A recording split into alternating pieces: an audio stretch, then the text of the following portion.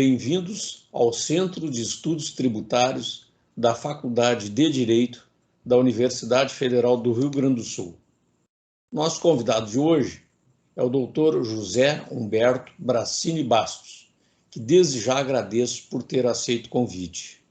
Solicito que a colega Melanie Shevchik, coordenadora adjunta, leia o currículo e indique o tema que o nosso convidado apresentará. Por gentileza, Melanie.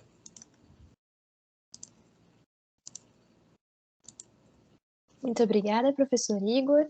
Bom, o Dr. José Humberto é graduado em Direito pela Pontifícia Universidade Católica do Rio Grande do Sul, onde também possui pós-graduação em Processo Civil.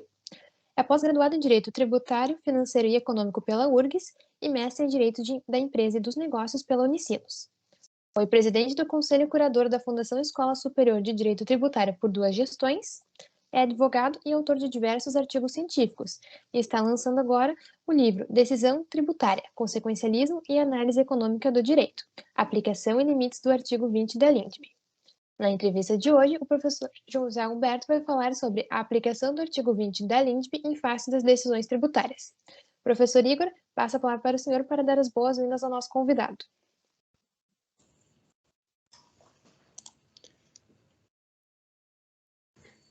Doutor José Humberto, seja bem-vindo ao Centro de Estudos Tributários.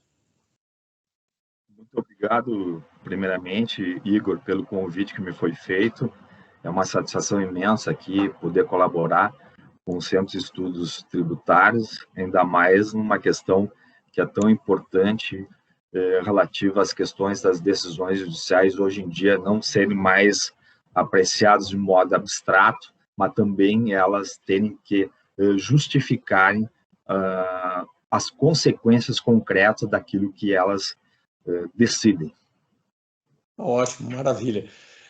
Doutor José Humberto, a colega Melanie tem perguntas a fazer e já vou aqui liberar a imagem para ela ingressar, mas antes gostaríamos de ouvir a sua trajetória também. Enquanto isso, já estou saindo aqui. Bom, é interessante.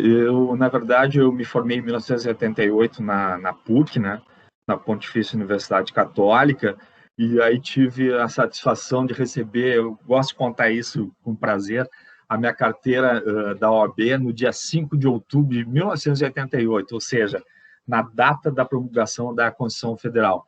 É algo interessante, eu estava precisando acelerar esse processo, né? E foi em gabinete que eu recebi do doutor Mesh, inclusive, que era secretário-geral da OAB na época. E aí comecei a trajetória minha, e dentro dessa trajetória acabei começando a atuar um pouco na questão tributária, enfim, e também processo civil. E aí eu tive a oportunidade de começar a cursar uma pós-graduação na PUC com relação à questão justamente que me foi posta à época, que era o entendimento da Lei de Execuções Fiscais. E aí o meu coordenador, meu orientador, desculpa, que era o professor Araquém de Assis, ele acabou me sugerindo, olha, tu tem que fazer alguma coisa com relação àquilo que tu está gostando, que é justamente a parte tributária. E aí, à época, eu escrevi uma monografia chamada Ação Anti-Exacional Típica, vulgo embargo da execução fiscal. E aí comecei minha trajetória dentro da parte tributária, adorei isso aí e fui indo. Tive um momento que aí, na URGS, eu cheguei a participar de alguns eventos da URGS e fui convidado para participar da Fundação Escola Superior de Direito Tributário. Aí foi quando eu peguei gosto mesmo pelo direito tributário e trabalhando para empresas, só comecei a atuar no direito tributário. Então, desde esse momento, eu comecei a ver a questão tributária, a importância disso dentro da vida das empresas e dentro da vida das pessoas. Ou seja, o sujeito nasce, morre, ele tem toda a vida dele, inclusive, e esse mote todo da vida de certa forma, é abarcado pela questão tributária.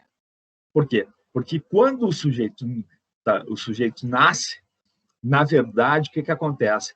As nossas mães vão lá comprar uma fralda, alguma coisa assim, e está ali o ICMS, está ali qualquer tipo de imposto. Então, assim, me chamou muita atenção isso e cada vez mais foi meu encantamento pelo direito tributário. Daí eu resolvi, então, fazer uma trajetória até que um dia, de tanto participar de reuniões da fundação, por conta de uma série de questões que me chamavam atenção, e eu cheguei a galgar o posto de presidente da Fundação Escola Superior de Direito Tributário, da qual realizei vários congressos, e por conta disso eu tomei gosto pela matéria. Escrevi alguns artigos e até que consegui publicar o livro que hoje é a questão da análise econômica do direito em função da interpretação do artigo 20 da LIMIT. Muito bem.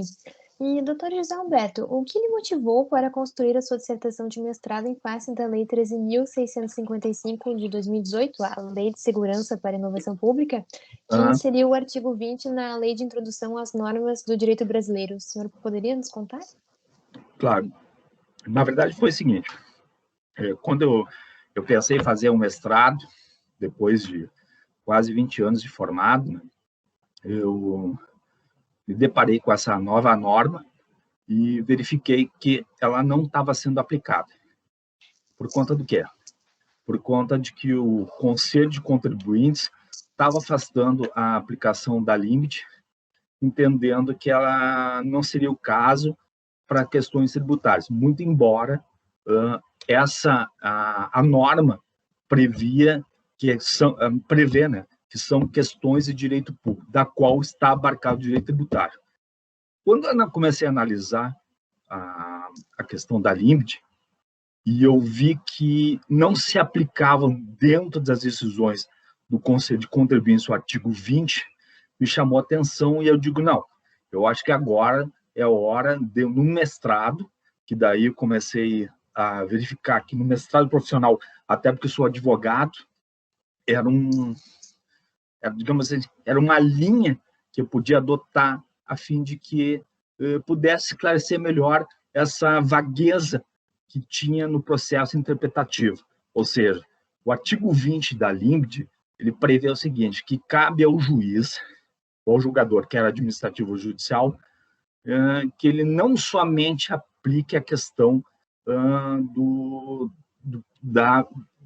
digamos, da norma em abstrato, mas também que ele consiga analisar e aplicar as consequências daquilo que ele estava prevendo.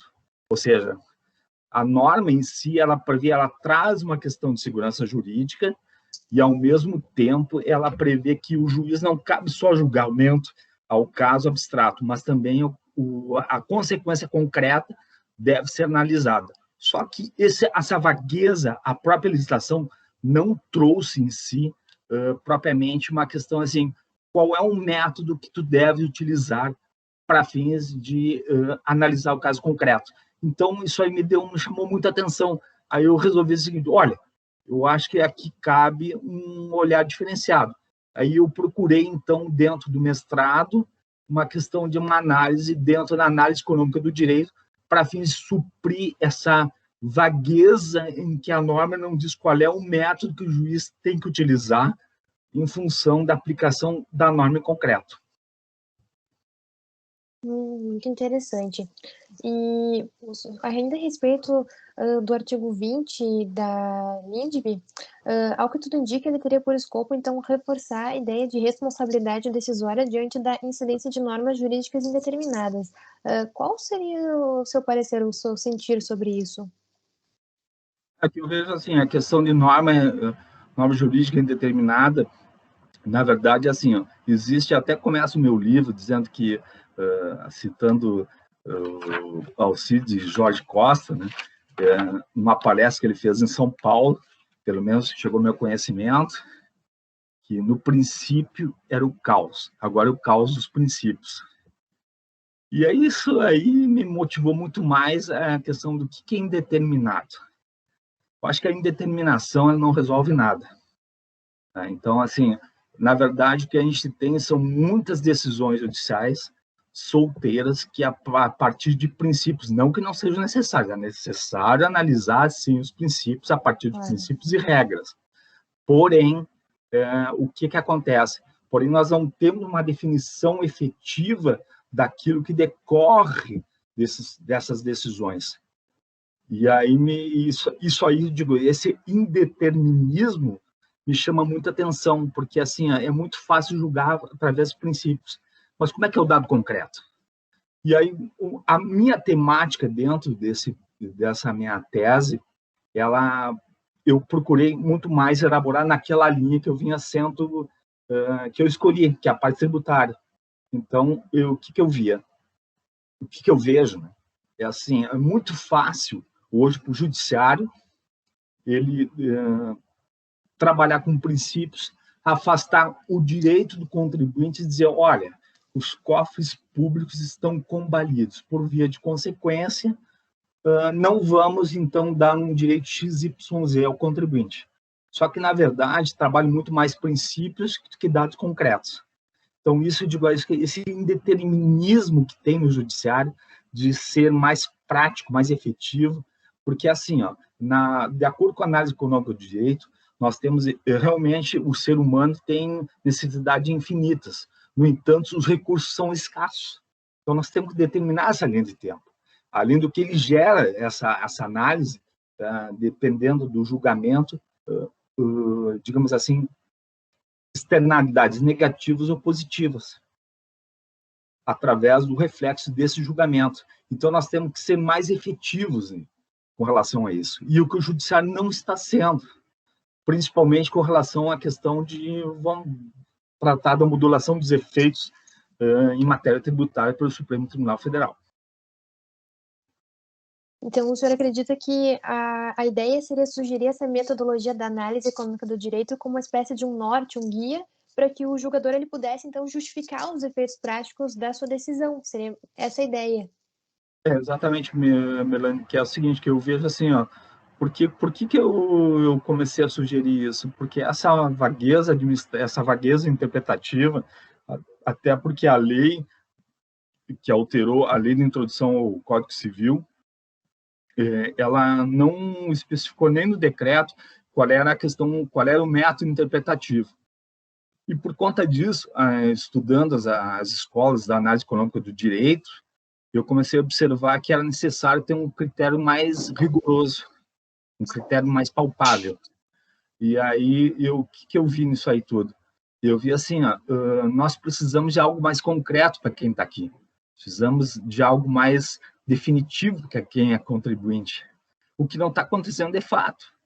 O que existe é o seguinte, que existe exatamente um problema de, como é que eu vou te explicar?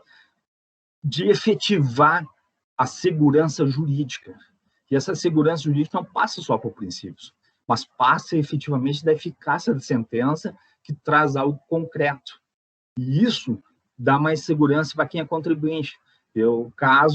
Volto a insistir, da modulação dos efeitos. Por que modular os efeitos? Para quem serve a modulação dos efeitos? Então, essa é uma questão que eu vejo que tem que ser tratada de modo diferenciado. E não só essa questão dos efeitos, da modulação dos efeitos, em todas as decisões em matéria tributária.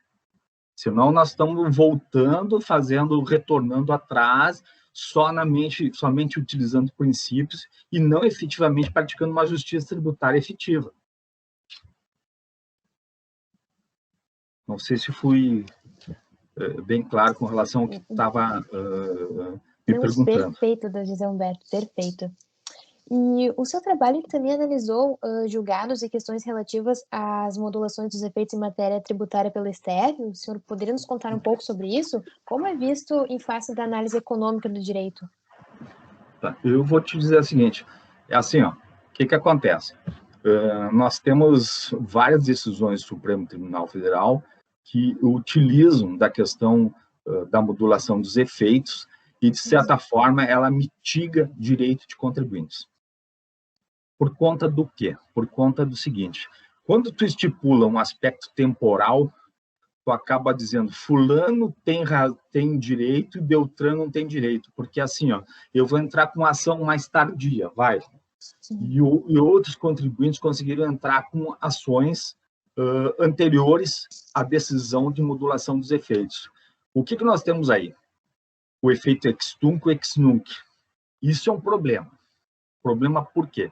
Pela análise econômica do direito, começa a gerar externalidades negativas, na medida que, se o Supremo começa a dizer, olha, se tu entraste com ação em determinado tempo, tu tem direito a XYZ de período, ou seja, 5 anos lá que tu entraste para trás. E aí, quem entrou em determinado tempo posterior à minha decisão, não, vai ser daqui para frente. O que acontece com isso? Tu gera uma externalidade negativa.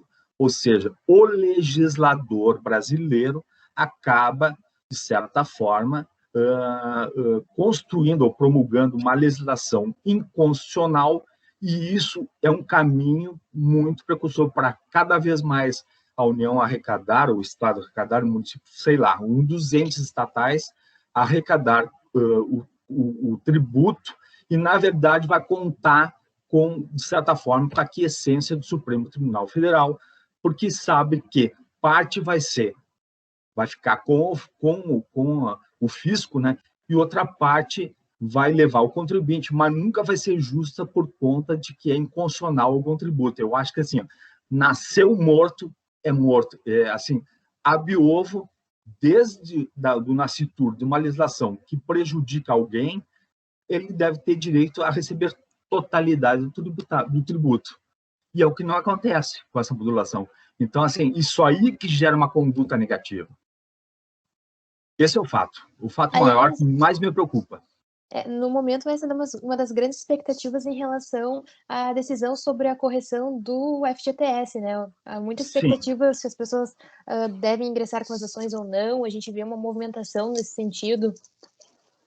Olha, nós temos várias decisões aí que se a gente analisar, fundo rural, da exclusão da base do ICMS, do PIS e da COFINS, e tu pode observar que o Supremo, ao modular, em razão dos embargos de declaração, que agora há algum tempo foi ingressado pela União Federal, na verdade, aqueles embargos de declaração foi um mote justamente para cada vez mais sacramentar o efeito negativo dessa modulação dos efeitos, desculpa, digamos, a repetição, né, daquilo que não deveria ser feito pelo Supremo Tribunal Federal.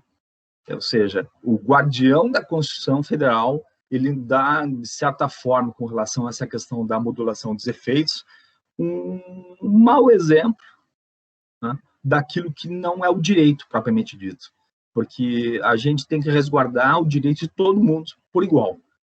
Esse é o fato. Não quer dizer que, porque o fulano entrou anterior ou posterior a algum julgamento, que não vai ter direito a tudo aquilo que ele recolheu indevidamente, até porque diz, é inconstitucional. Então, alguns votos foram favoráveis, inclusive a tese do contribuinte, e a grande maioria foi pela modulação dos efeitos. No caso específico, vou tratar a questão do ICMS, a exclusão da base de cálculo PIS e da COFINS.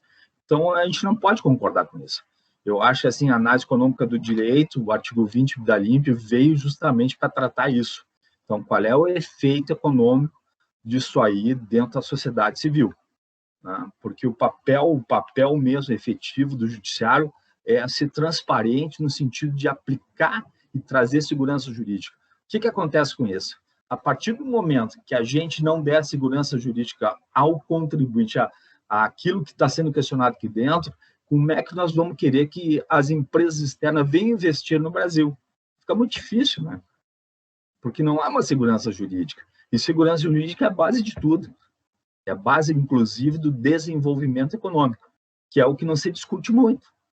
Assim, a gente pode partir da hermenêutica para justificar muita coisa. Agora, não só a hermenêutica, mas a gente tem que tentar analisar a questão do reflexo dessas decisões com relação ao impacto econômico, sob pena de mitigar direitos que estão aí e que o contribuinte acaba não vendo o retorno efetivo daquilo que efetivamente ele deixou de recolher indevidamente. Né? Claro, não é uma questão isolada, né? Não é. Professor Igor, o senhor gostaria de fazer alguma pergunta? Pois não, sem dúvida. Obrigado, Melanie.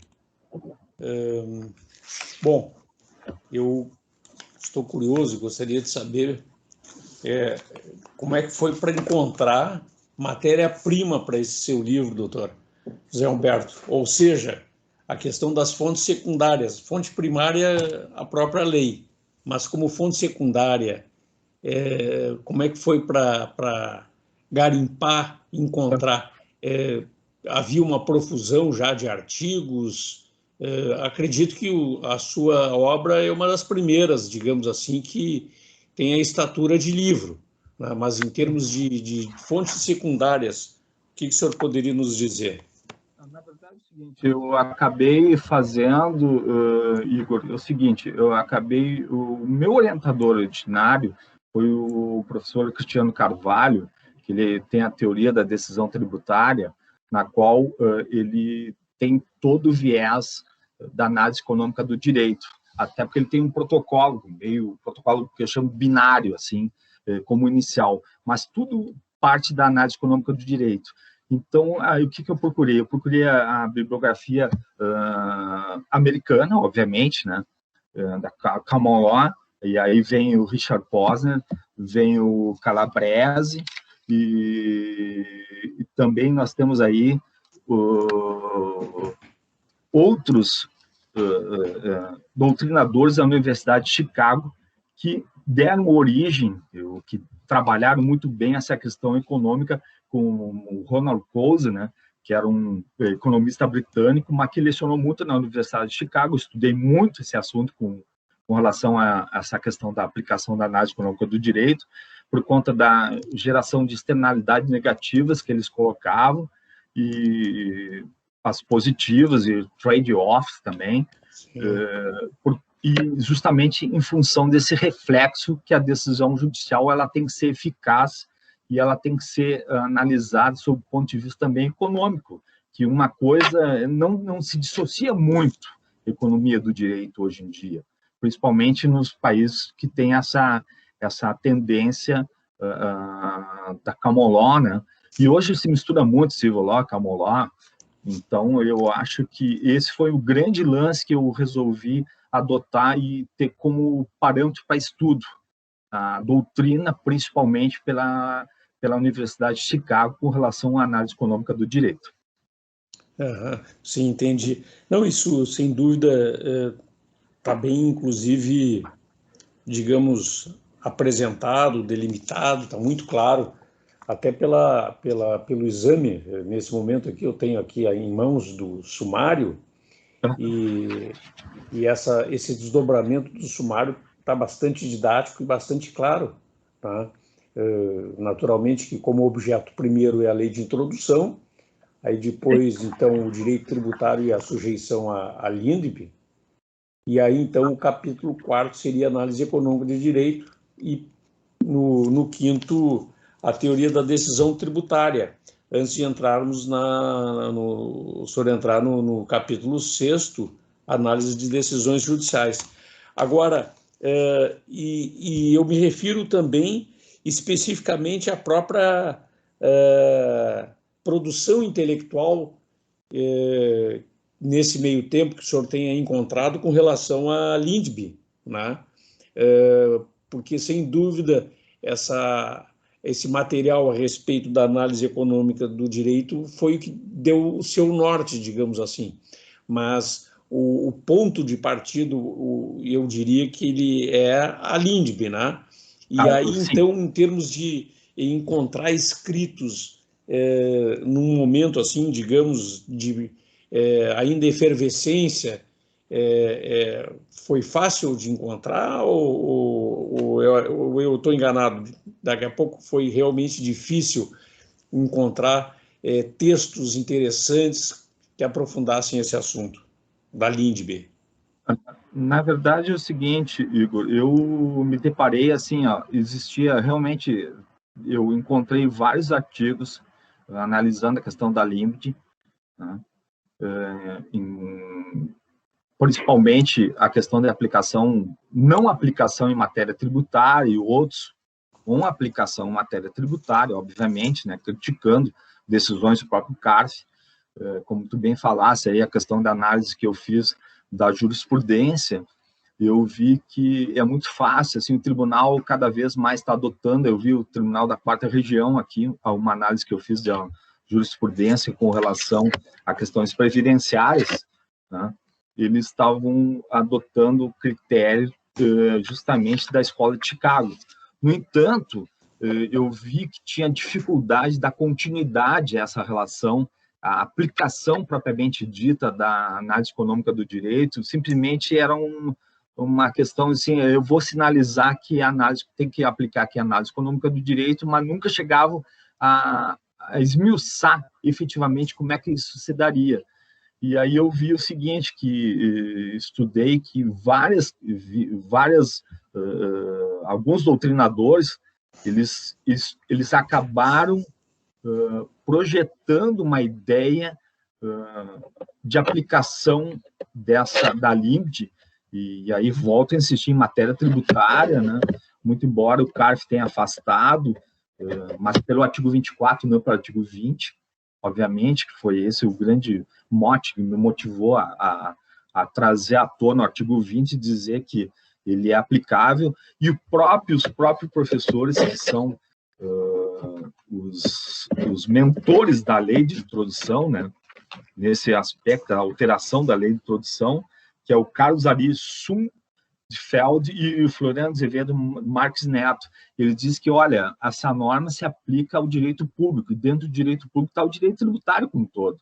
Então, entendi. Assim, ó, gente, vamos aplicar isso aqui sim ao direito tributário com responsabilidade, e é necessário sim justificar as consequências. Só, obviamente, o que eu não encontrei, e foi muito pouco escrito, qual era a metodologia que ia ser aplicado com relação à interpretação dada a esse artigo. E aí que vem a questão.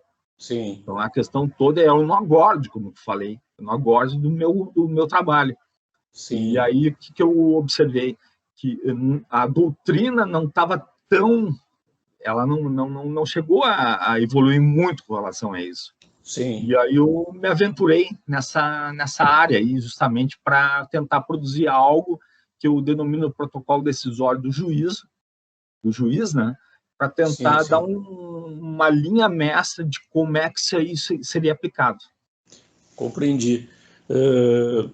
Inclusive, essa questão a própria antiga lei de introdução ao Código Civil se tinha como sendo de teoria geral de direito, né? Então não teria por que, ainda que cognominada de lei de introdução às normas, excluir, digamos, essa ou aquela área do direito, quando, sim, na verdade está sendo ali, no texto normativo, alinhavado uma estruturação de normas gerais do direito. Realmente, acho que essa sua abordagem é muito interessante, pertinente, e chama atenção para esse aspecto, realmente, de teoria geral do direito. Portanto, uma teoria que está acima dessa ou daquela área específica, né? E outra coisa... Pois não, desculpa, interrompi. Não, é exatamente isso. Essa é a ideia da questão do desenvolvimento do trabalho, até porque independe de lei complementar para isso. Todo mundo questiona, não se aplica porque para direito tributário, para uma questão interpretativa, dependeria de lei complementar. Não. Isso é uma norma geral de direito, aplicada, sim, a todas as áreas, certo, inclusive o direito privado. Claro, perfeito. Quando muito, alguma filigrana, alguma especificidade, sim, que tenha, sim, que ser, digamos assim, tem que ser corrigido o rumo, mas incide, digamos, em linhas gerais, né? Sim, exatamente. E uma outra coisa, o próprio título da sua obra, Decisão Tributária, consequencialismo e análise econômica do direito. Essa palavra consequencialismo, ela me chama bastante atenção,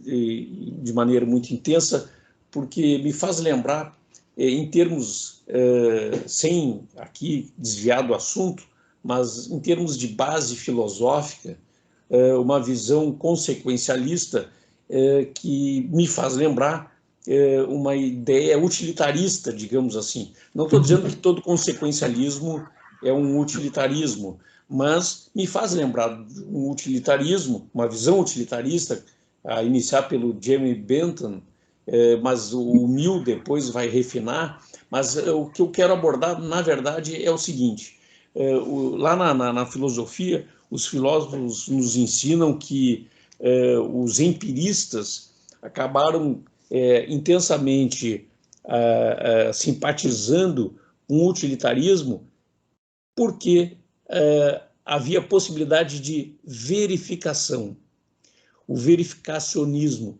E isso, coincidência ou não, me faz lembrar, nesse momento, vendo aqui o sumário da sua obra e no título essa questão de uma visão consequencialista, em que, ainda que digamos, utilitarismo tenha sofrido várias objeções e, eventualmente, utilitaristas tenham apresentado contra-objeções, ou, se não, utilitaristas, mas simpatizantes, o fato é que uma visão consequencialista, pelo menos isso me faz lembrar, ou chamar a atenção e para trazer para o assunto, uma visão consequencialista tem, pelo menos aparentemente, uma vantagem, e aí eu digo aparentemente, haveria necessidade de uma reflexão mais aprofundada e cuidadosa, de uma verificação. Em outras palavras, qual é a sua opinião de um decisor, de um julgador, dizer para o senhor o seguinte: olha, doutor João Humberto, essa sua causa ou essa tese do século, vamos supor que abrange uma enormidade de contribuintes, essa tese do século, ela vai produzir determinados efeitos nefastos nas finanças públicas, e em razão disso, e considerando que a ordem jurídica nos autoriza, nos permite, nos dá mecanismos de modulação dos efeitos, então vamos fazer o seguinte: nem tudo aos contribuintes, mas também nem tudo ao fisco, e vamos tentar achar o meio termo.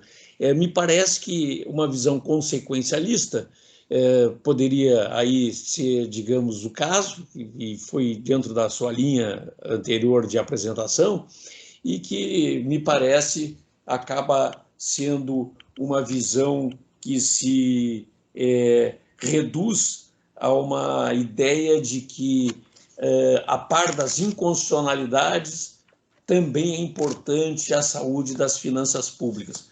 Eu estou lhe falando isso e gostaria de lhe ouvir, porque eu confesso que desde que eu comecei a advogar na área tributária, que foi em 1986, eu escutava já naquela época algumas vozes de que, eventualmente, algum decisor, algum julgador tinha presente essa noção consequencialista de impacto das finanças públicas em relação a determinadas, ou em várias, ou em todas as teses judicializadas, né? Eu gostaria de lhe ouvir sobre isso, essa questão estreita, digamos assim, no sentido bem específico do consequencialismo em termos de impacto nas finanças públicas. Se isso Perfeito. vale como desculpa ou não, em outras palavras e em bom português. Bom, primeiro, Igor, eu acho o seguinte: eu acho assim, ó, na medida em que a gente considera algum tributo, ou o Supremo Tribunal Federal considera um tributo inconstitucional, ele está dizendo o seguinte, como havia já falado, ab ovo já nasceu nulo. Então, eu acho que, com relação à aplicação de uma ideia de modulação, e tanto tendo em vista a questão consequencialista, vamos lá, o efeito, mas eu falo não do consequencialismo menêutico, né, mas consequencialismo prático mesmo, que eu acho que a análise econômica do direito traz muito disso. Sim. O que isso reflete efetivamente para quem investe no país, ou para quem é contribuinte no país? Isso aí gera ou não gera segurança jurídica? Então, acho assim, ó, a decisão de inconstitucionalidade de um tributo, ela demonstra que, efetivamente, aquilo que foi criado não servia e não estava adequado com relação àquilo que dispõe a Constituição Federal, justamente no capítulo das questões tributárias. Então, o que eu vejo nisso? Eu vejo assim, ó, eu acho, o meu ponto de vista, e aí eu acho que tem bibliotecas inteiras para dizer que sim e que não só a respeito disso, né? Obviamente, né? Para justificar isso também, que assim, ó, a partir do momento em que é criado um tributo inconstitucional, eu acho que houve uma inconsequência do próprio Estado, do próprio legislador em criá-lo. Porque nós temos, quer queira, quer não, uma comissão de justiça dentro da Casa Legislativa e passou, como diria, bem banal, vou dizer assim, uma linguagem, passou batido. Não deveria. Porque quem está aqui fora, quem está do lado de fora, que é o contribuinte, que exerce atividade econômica, ele não pode sofrer essa agressão tão grande, digamos assim, até eu estou exagerando um pouco na expressão, com relação àquilo que foi criado de forma inconsequente. Então, eu acho que essa questão de modulação dos efeitos, essa questão de um consequencialismo, e a gente utilizar o Estado não pode perder tanto por conta disso, daquilo, ela dá uma má conduta. Por conta do quê? Aí que é aquilo que eu havia falado, gera externalidade negativa e propõe com que o legislador, cada vez mais, ele possa promulgar, de certa forma, uma legislação tributária que sabe que pode ser inconstitucional e aí refletir o efeito da modulação que vai servir um pouco para o Estado e em detrimento do próprio direito contribuinte. Eu concordo, de certa forma, eu discordo muito dessa questão. Eu acho que nós temos que ser sérios no país, se nós queremos ser um país sério, sob pena de comprometer justamente toda a questão da ordem jurídica, principalmente no direito de assegurar aquilo que o contribuinte mais quer, né? A segurança daquilo que ele está recolhendo. Sim, entendi. Entendi perfeitamente. Inclusive, na análise, no capítulo 6º da sua obra, Análise de Decisões Judiciais, o senhor cita, né, exatamente o caso de modulação dos efeitos, um estudo de caso referente ao caso do Fundo Rural e esse do ICMS, exclusão da base de cálculo da contribuição ao PIS e da COFINS, né? Então, seriam, digamos assim, análise dessas decisões, considerando a modulação e essa orientação, que é uma tendência de mitigar, digamos assim, impacto negativo nas finanças públicas, né? Isso aí, inclusive, Igor, decorre de uma conduta que vai cada vez mais, essa conduta negativa, ela não pode ser espelhada pelas decisões judiciais. Porque, quer queira, quer não, eu não estou tirando razão de que muitas vezes tem coisas que têm que ser comedidas pelo Estado ou pelo próprio judiciário em razão dessa inconstitucionalidade, mas ela não pode mitigar a tal ponto que alguém chegue e diga assim, olha, eu não vou tocar mais negócio, que o empreendedor brasileiro está sofrendo muito com isso. Sim. A atividade como toda, econômica, sofre com isso. Então, isso aí gera, quer queira, quer não, o que na análise econômica do direito se diz, olha, não serve para a gente, é uma externalidade negativa, e as condutas humanas, de certa forma, elas tendem a se afastar disso. Até muito mais a nível de investimentos do próprio negócio, né? Sim. Então, desanima, inclusive, o próprio contribuinte, porque eu acho que a questão do direito é colocar justamente uma ordem melhor, trazer a paz social, inclusive, mas essa paz social significa segurança jurídica, tem que ser calculabilidade, exatamente a pessoa tem que saber que vai investir naquele negócio, vai ter aquilo, vai pagar algum tributo, que ele sabe que aquele tributo está dentro de uma regra permitida pela própria Constituição Federal, sob pena de nós criarmos o caos que nós temos hoje. Desculpa, eu acho que no Brasil nós temos o caos, aquilo que o próprio Beck falava, o carnaval tributário, né? Claro. Além do que o aspecto do respeito à Constituição é um valor que seguramente é integrante da base de toda a sociedade, né? Exatamente isso. Se nós não respeitarmos os valores da Constituição, nós não podemos contar com algo que tem estabilidade econômica e estabilidade jurídica. Sim. Então, acho que andam juntas as duas coisas. É verdade. Virou um caos ou a selvageria, que o senhor tinha falado antes. Melanie, exatamente. Se tu tiver alguma colocação, alguma pergunta ao professor doutor José Humberto, por favor. Professor Igor, gostaria de aproveitar a oportunidade, então, antes de nós finalizarmos, apenas para pedir, então, que o doutor José Humberto, se ele pudesse sintetizar, depois de toda a sua exposição, sobre o âmbito de todo o trabalho, quais seriam, assim, as principais conclusões extraídas? Se a gente pudesse sintetizar para o público agora isso, de uma maneira mais sistemática. Ok. Vou tentar aqui, enfim.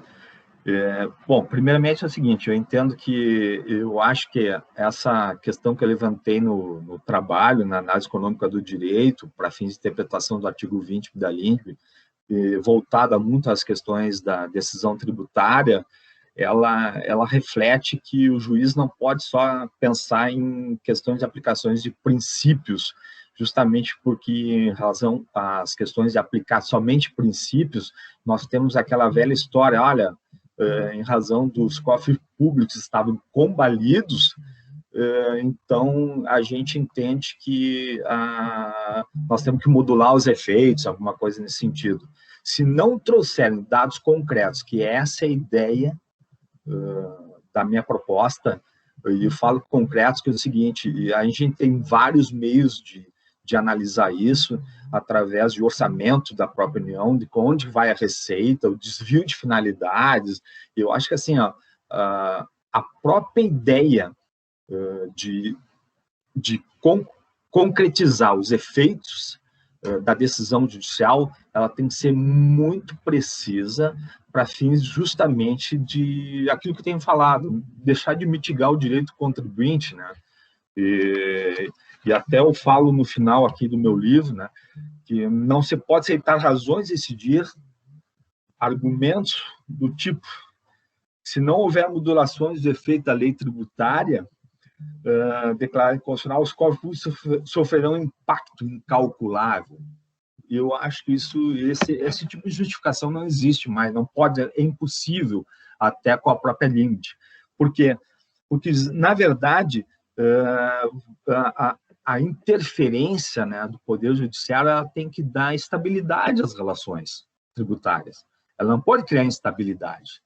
Então, a utilização desse instrumento da análise econômica do direito serve justamente para ponderar as questões relativas, olha, eu posso, vamos abrir uma tela assim, eu posso até modular, mas eu tenho que justificar muito bem o dado concreto, sob pena, daí nós temos um problema sério de como agredir o direito do contribuinte. Perfeito, doutor José Humberto, muito obrigada. Professor Igor. Doutor José Humberto, eu quero registrar mais uma vez a alegria e o prazer de ter lhe recebido e lhe devolvo a palavra para as suas considerações finais, por favor.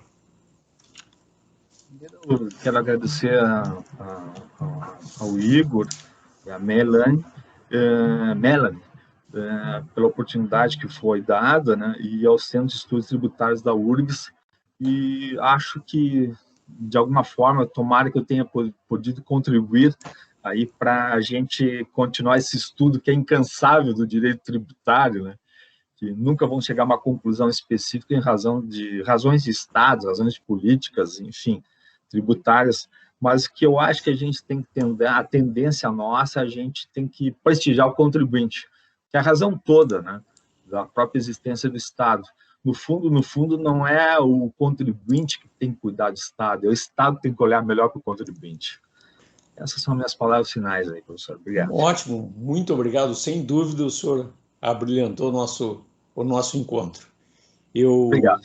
Doutor José Humberto, quero, então, agradecer as suas palavras finais também, a sua exposição, agradecer à colega Melanie coordenadora junta, pela colaboração para que esse encontro pudesse ser realizado.